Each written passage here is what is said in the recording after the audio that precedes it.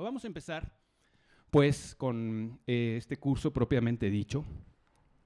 Y el primer tema, lo primero que quiero tocar es esto, el tema de Grecia y el humanismo. Y responder a una pregunta que me hacen muchas veces, es la pregunta que más me han hecho en esta gira de promoción del libro, que es, ¿qué tiene de importante, por qué es interesante, por qué es relevante la antigua Grecia? Y voy a intentar responder esto porque me parece fundamental.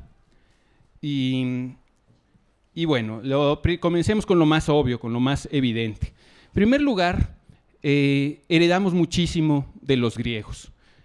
Muchísimas de nuestras referencias culturales son de Grecia, de la Grecia antigua, y no es necesario realmente haber leído ni a Ovidio, ni a Homero, ni a los grandes dramaturgos de la antigua Grecia para darnos cuenta de que tenemos esas referencias, de que nuestra cultura está empapada en referencias clásicas. Y algunas de esas referencias además pues tienen un gran encanto. La cultura griega tiene un enorme poder de seducción y nos sentimos familiarizados con ella. Entonces, historias como esta, como la del Minotauro, una y otra vez las vemos, lo que había en la antigua Creta, etcétera, o el juicio de París, o la piedra de Sísifo, o el complejo de Edipo, etcétera, etcétera. Es tan grande toda esta influencia de la antigua Grecia, que decía un viejo historiador de la ciencia alemán, no me acuerdo ahora de su nombre, él decía que en realidad, si queríamos liberarnos de la influencia de los griegos, si realmente queríamos quedar libres de todo ese peso de la cultura clásica, teníamos que conocerla, porque de otra forma somos presos de esa gran influencia que al no conocer no nos podemos liberar de ella. Es un poco como lo que uno va a hacer al análisis, ¿no? Hasta que no te das cuenta de las cosas, pues no te puedes liberar de ellas. Bueno, lo mismo pasa con nuestra cultura. Si alguien realmente dice es que malditos sean los griegos, yo no quiero ya saber nada de ellos, vamos a dejarlos fuera, bueno, pues esa persona lo primero que tendría que hacer es conocerlos para poderse liberar de esa influencia. Hay muchísimas cosas que hacen importante a la antigua Grecia. Una de ellas, y a mí me parece fundamental, es esta. Los griegos inventaron el primer alfabeto del mundo. Cuando voy a las ferias del libro siempre pienso, todo esto es posible por ese maravilloso invento griego, el primer alfabeto del mundo. Antes de los griegos, hubo muchos sistemas de escritura, más antiguos que el de Grecia. Pero esos sistemas de escritura tenían grandes limitaciones.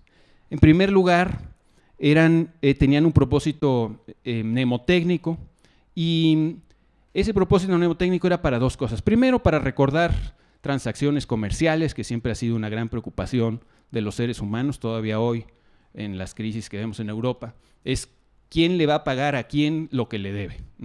Eso siempre ha sido una gran preocupación, siempre, eterna. Entonces tenían esa función esos antiguos sistemas de escritura. Y otra función que tenían era ritual. Le servían a la gente para realizar sus oraciones. Por ejemplo, el hebreo es mucho más antiguo que muchas lenguas semíticas son más antiguas que el alfabeto griego, pero tenían grandes limitaciones. La primera es que no tenían vocales. El hebreo, incluso contemporáneo, no tiene vocales, pero aquí está Jenny que me puede sacar de dudas y decirme creo que usan unos puntos para señalar las vocales.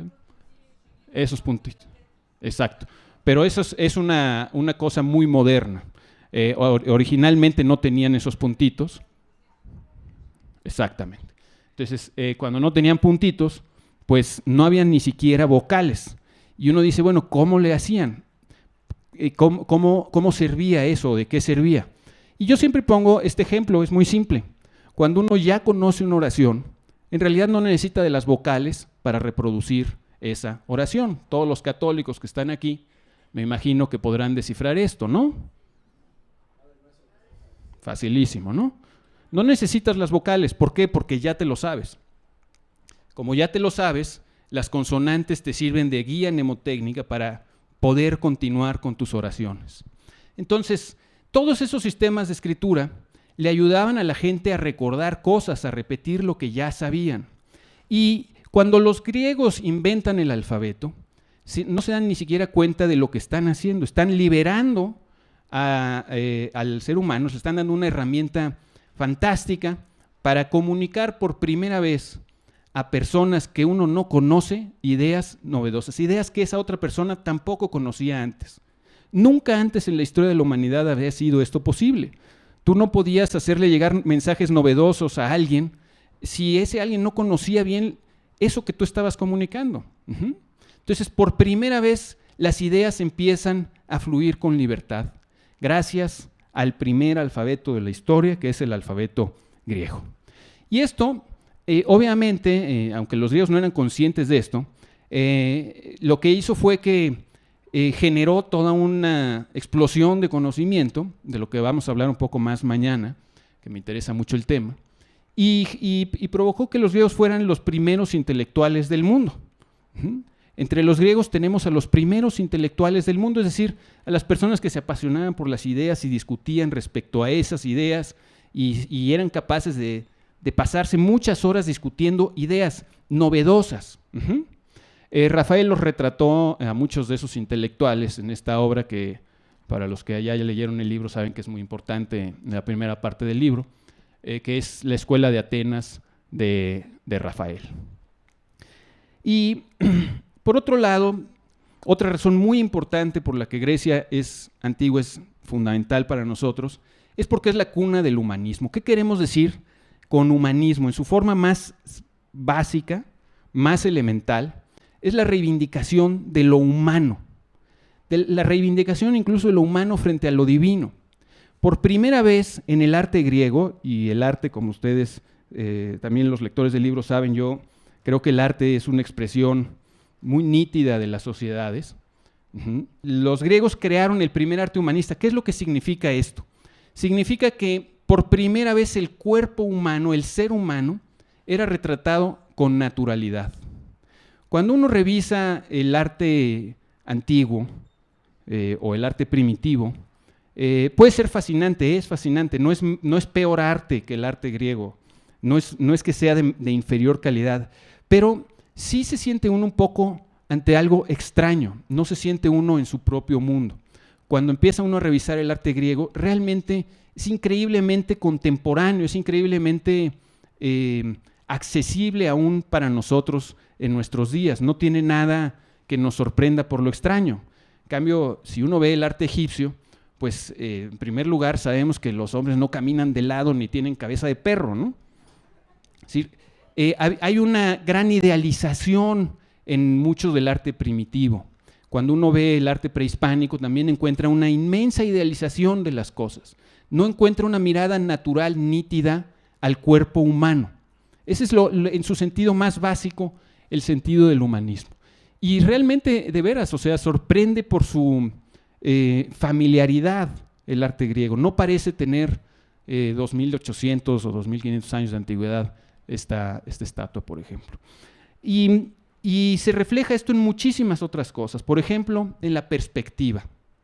La perspectiva muchas veces creemos que es simplemente una técnica. Y no es una técnica tanto como una forma de hacer que el hombre, el espectador de una obra artística, sea realmente el espectador privilegiado de esta obra artística. Es decir, es una forma de incorporar al ser humano, al espectador, dentro de la obra artística. Cuando los griegos crearon el Partenón, no simplemente midieron con exactitud las columnas, bla, bla, bla. Se dieron cuenta, sabían, que la mirada humana tiende a deformar las cosas. Cuando tú vas frente a una iglesia colonial en México, que son muy imponentes y muy hermosas, y te paras, por ejemplo, si una iglesia tiene 2 torres, te paras muy cerca de una de ellas y miras hacia arriba, vas a ver una completa distorsión entre las 2 torres, van a aparecer de tamaños distintos. ¿Por qué? Porque el ojo humano deforma un poco las cosas. Y los griegos compensaron esta deformación reduciendo el ancho de las columnas centrales, aumentándolos en los extremos, etc. Ellos deformaron, no es una medida exacta el Partenón. Si uno lo mide con una regla, es distinta, pero fíjense lo que da la perspectiva. Cuando tú lo ves, parece perfecto.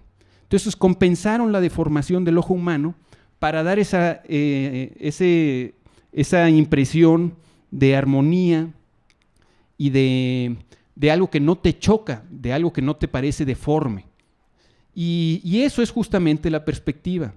Antes de que haya perspectiva, es muy curioso porque te das cuenta que el arte no está dirigido hacia las personas, está dirigido por lo general hacia los dioses. Por ejemplo, gran parte del arte egipcio está dirigido hacia los dioses. Para verlo había que tener un cierto estatus dentro de la casta sacerdotal o inclusive penetrar a las criptas de los dignatarios muertos. No era un arte para cualquier persona, no estaba dirigido a la gente. En el arte prehispánico, por ejemplo, es muy común que ciertas piezas se hacían para que miraran hacia abajo, hacia los dioses del inframundo. El espectador de esas piezas no era el ser humano, no era para el que iba caminando en la calle. La Coyolxauhqui, que hoy se ve muy padre en el museo, con esta cosa que crearon en el Museo del Templo Arte Mayor, que subes y la puedes ver. Bueno, en realidad era lo que veían los sacrificados desde arriba, antes de caer rodando por las escalinatas después de muertos. Probablemente ya estaban muertos antes de que pudieran incluso verla. No estaba hecha para que la gente al pasar la mirara. Es decir, ese arte no estaba dirigido hacia los hombres. Tenía otro cliente, otro espectador ideal. Y esto se nota una y otra vez en los griegos. Bueno, ya me salté esto, ahorita regresamos si quieren. Déjenme poner este otro ejemplo que a mí me gusta mucho, que es este teatro en Epidauro, que es asombroso porque muchos otros teatros griegos de la antigüedad tienen estas cualidades, que eran, por primera vez se crearon estos espectáculos, estos recintos, para que cualquier persona, no importa dónde te sentaras, veía bien y oía bien. De hecho, los diseñadores de teatros modernos básicamente han seguido el modelo de la antigua Grecia a la hora de diseñar sus teatros, porque es el que te permite ver bien y oír bien, o los estadios, ¿no? Entonces, ¿qué sentido tenía esto? Bueno, tenía el sentido de que no importara que fueras un noble y tuvieras dineros para pagar tus boletos en la primera fila. El chiste es que también el que estuviera aquí, en algunos de estos teatros incluso los esclavos entraban, tuviera una buena vista, pudiera ver bien, pudiera entender bien lo que se decía y disfrutar de lo que se decía. Entonces había un esfuerzo deliberado por darle al ser humano, a cada persona, su lugar dentro de estas expresiones artísticas. Eso es el humanismo, tiene que ver con todo eso.